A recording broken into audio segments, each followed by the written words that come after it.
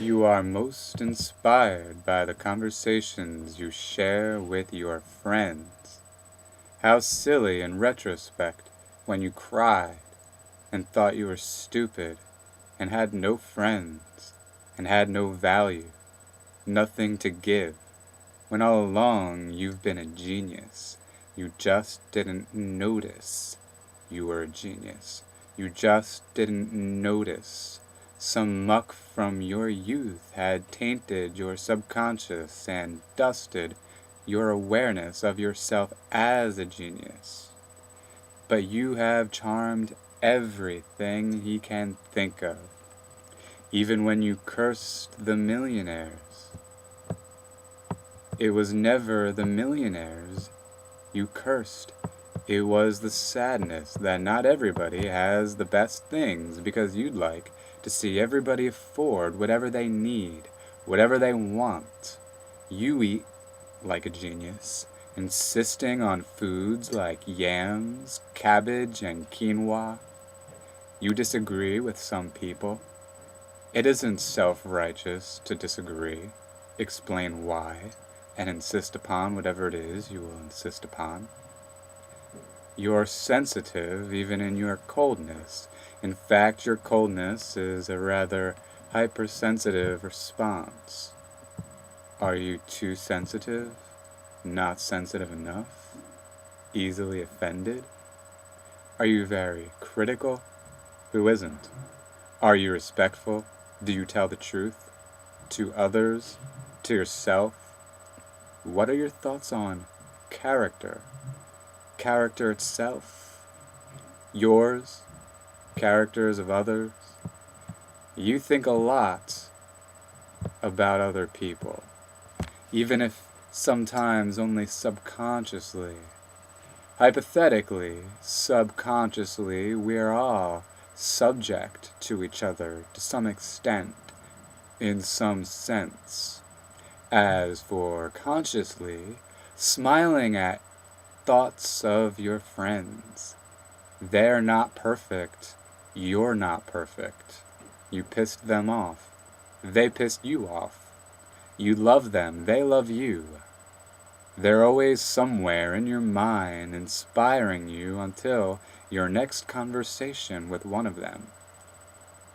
And you speak your mind to them. Come what may, your real friends love you for it.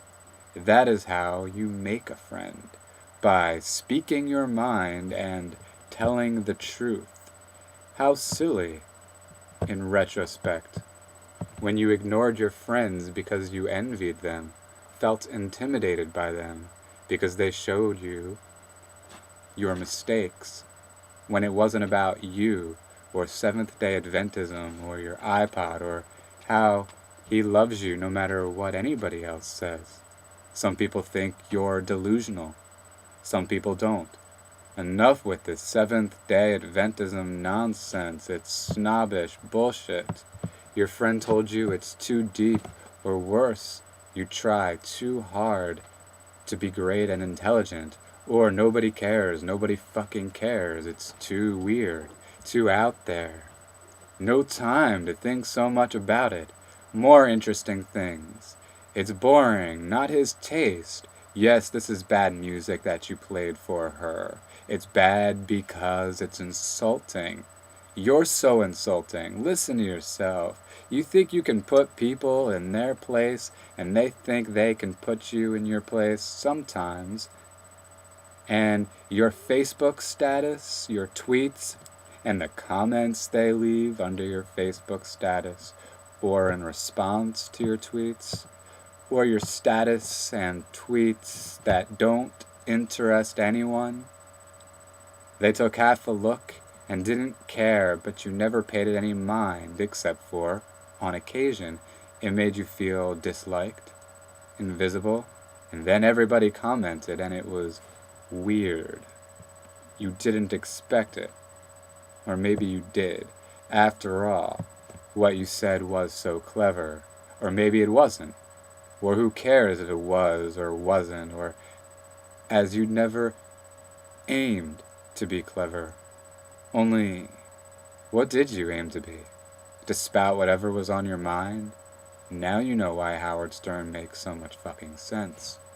All bullshit cast aside, pure conversation. Why did you ignore your aunts, your uncles, your cousins, your brothers, your sisters, your grandparents, your great-grandparents, your mom and dad, your sons, your daughters, your fellow people? Goddamn pride? Come on now. You tell somebody, oh, whenever you need to talk, and yet you ignore them when they contact you. Ask you questions, but that's okay, right? There will always be phonies, liars, jokes, scams, fools, etc. And there will always be people who do what they say what they mean, and give universal love. Who the fuck does she think she is, that ego of hers? Well, somebody loves what you say. Can't get enough of it. You can say no wrong in their minds, while other people tell you to shut the fuck up, loudly or silently, while other people ask for more. So get off your fucking ass and do something you claim you want to do. Do an experiment.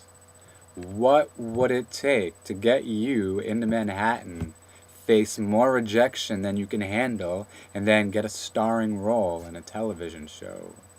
What would it take to get you to send screenplays to anybody who will take them, and to anybody who won't take them? Face the rejection, more of it than you can handle, as that is what makes a success. Hey, he might be an asshole to call you on your shit, but you are an asshole to ignore him. Speak up. Do you want to get a conversation going and discuss life? What is it exactly that you're studying? Why? Is it your dream? Do you believe in dreams? You're obviously very eloquent and obviously willing to discuss whatever you're presented with. In those tight pants. You're always wearing those tight pants. Hey, your grocery stores are bound to fail if you don't treat them like gems. Tell her a story about what it was like to be alive in the 1970s. They're right. It really does come effortlessly when you are aligned. Why do you insult what you don't understand? Why do you bother looking at the painting if you already know you're going to insult it unless it validates you? Oh yes, all of a sudden they're discussing your stupidity, not his. Karma is real. Karma is so very real. Watch it all suddenly change. Suddenly everything goes your way. Anyway, allow yourself to desire more. You can want more without being a glutton. Much of luxury is quite beautiful.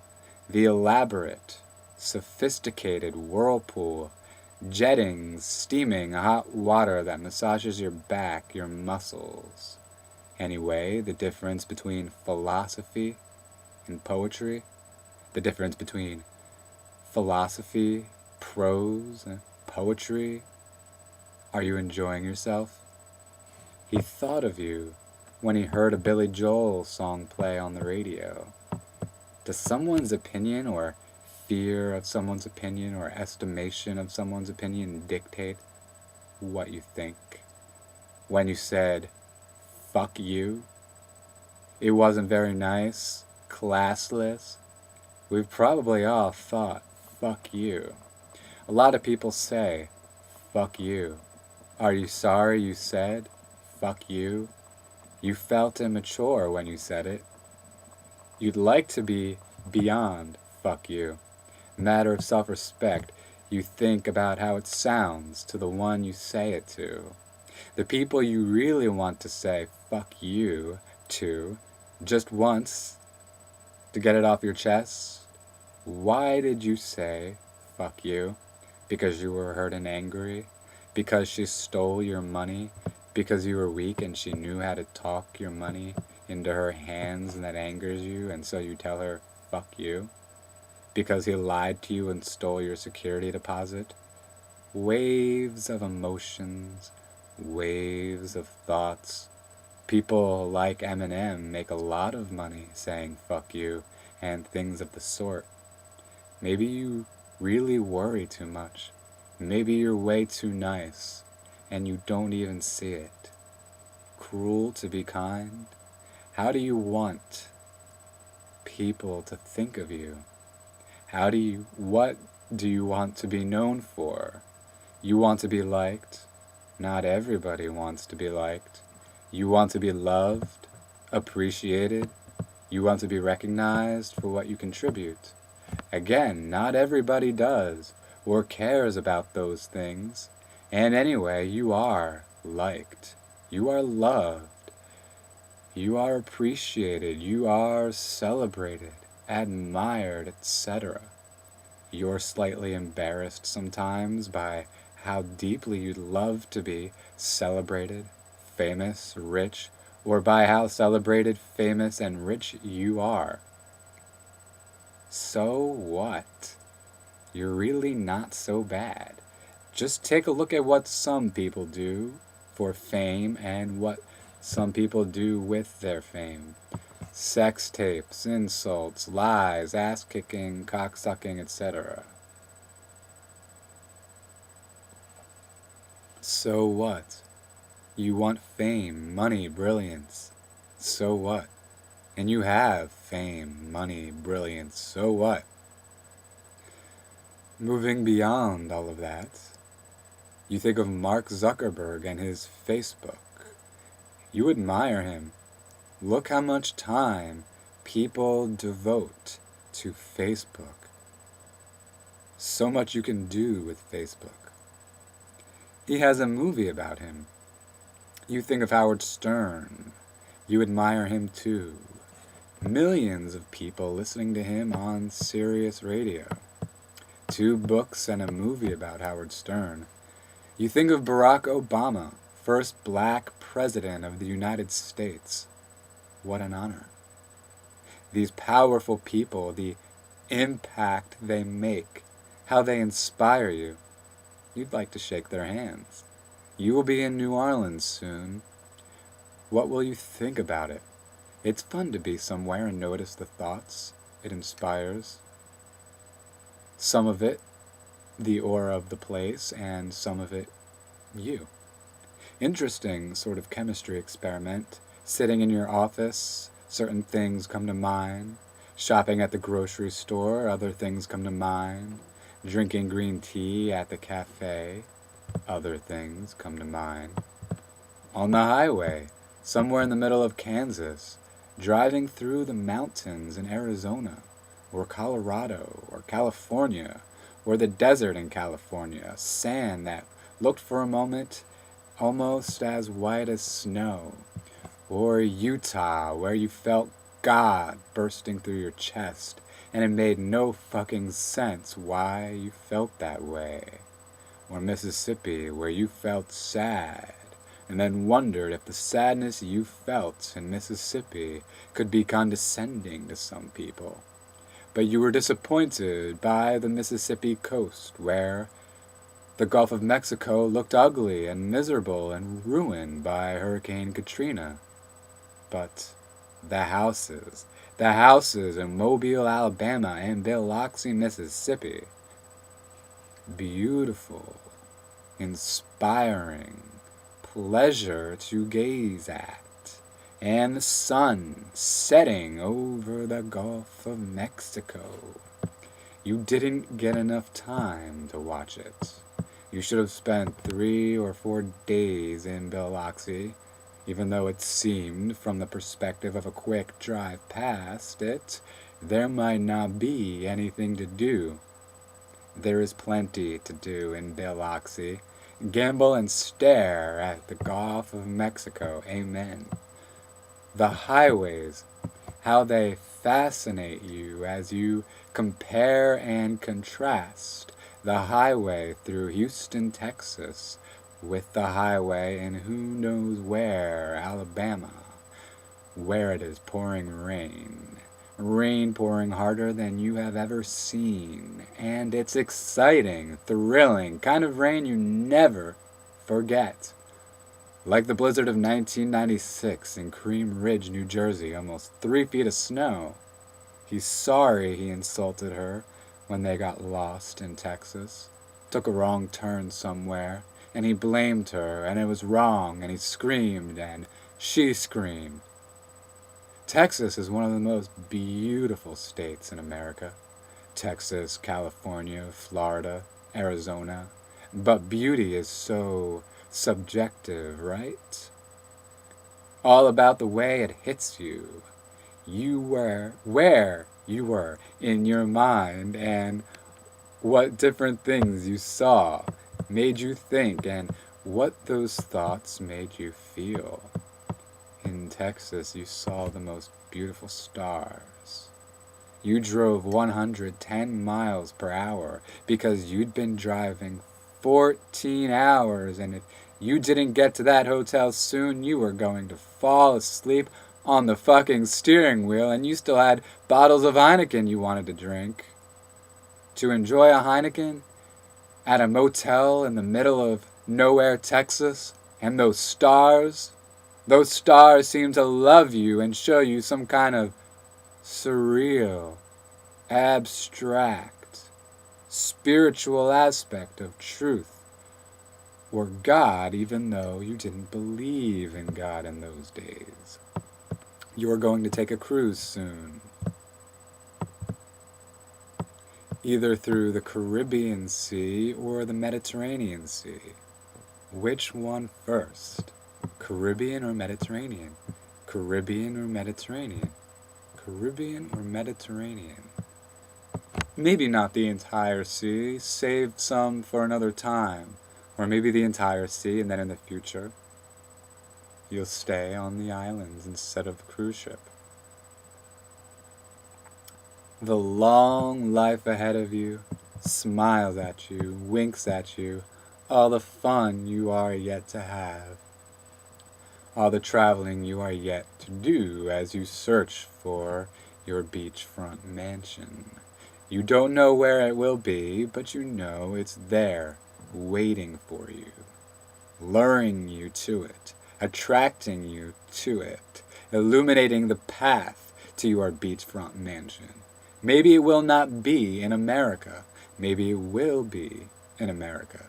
God bless America. America is the greatest country on earth because its breaths are of everywhere on earth. America is fusion, mixtures, dreams. American dream, the American dream, the human dream is the American dream because America is not America. Or it is not simply America. America is cosmopolitan, idealistic. Even if most Americans are not idealistic, America is idealistic. There is no American race in the way there is a Celtic race, or an African race, or a Chinese race, or an Indian race, or a Latino race. He's not angry. Why did she think he was angry? He is the opposite. You wonder about standards. You wonder about what's worth contemplating. What makes something worth giving a second thought to, and then a third, and then a fourth, fifth, sixth, seventh, etc. Sound of Beethoven's Symphony No. 9 plays. You're lucky to be able to type in Beethoven on YouTube and on the search bar and find a video with 1 hour and 25 minutes of Beethoven that you can listen to while you do whatever you want. Your imagination takes you to abstract speculations on Beethoven's mind as he composed. How do you know? How much do you know about Beethoven? What does his music bring you to think? The expanse of history and those who are studying it, contemplating it. There is so much to study. You think so much about history, Funny, history versus the future, both very curious. History, if only you could have seen the future. History, if only you could have seen. The future, if only you could see, or if only it would come already. And yet you have learned by now not to wish your time away. Now things like childhood, these strange distant memories, you can remember, and yet that's all they are. And yet life really is, in many ways, a collection of memories. So many changes you have experienced. Divorces, deaths, homes, incomes, friendships, beliefs, etc. You once thought and believed so differently than you do right now. When you have who you have become right now is really quite a miracle in comparison. And this clarity, you are exactly where you want to be. Looking up and heading forwards, of course. Very interested in prayers. You never imagined you would believe so much in the preservative powers of prayer, in the creative, mystical, spiritual powers of prayer. Prayer, mantra, affirmation, meditation, study, and work. Whatever your work may be. You think about timelessness, those people throughout history who are timeless, their timelessness which overpowers fame and money, those who died unrecognized. It is a sin not to recognize a genius, and it is a sin as well not to appreciate a genius. Apathy and depreciation is nothing new. In fact, people were more depreciative then than they are now. More people appreciate geniuses than ever today. Otherwise, Bob Dylan never would have maintained a career past the 1970s. Otherwise, rap music never would have touched popular music. But it did. Perhaps not the best rap, but that rap has such an impact that that's an encouraging sign, as rap reaffirms the power of words and ideas. Oh, society! As your mind contemplates it, judges it, we are together, interconnected, for better or for worse, and hopefully for the better, obviously. This one cat, he confesses, he felt so exasperated at one point, he wanted to cry in front of as many people as he could and say, "Please care." He felt so low about it. "What the fuck does it take to be appreciated?" he asked. You remind him of every great struggle that was ever won. Great people in the face of adversity, ignored, ostracized for their brilliance, imagination, courage, etc. Even Bruce Lee was once shunned for who he was. Abraham Lincoln was shot for being great. That's fucked up. Why should greatness cost life like that? Lincoln deserved to live for liberating the African American slaves. To take such a profound initiative, perhaps somebody else would have done it if he hadn't, but he did it. Before anybody else. Does Obama think of Lincoln when he says his prayers at night? Glory of life. Glory to live.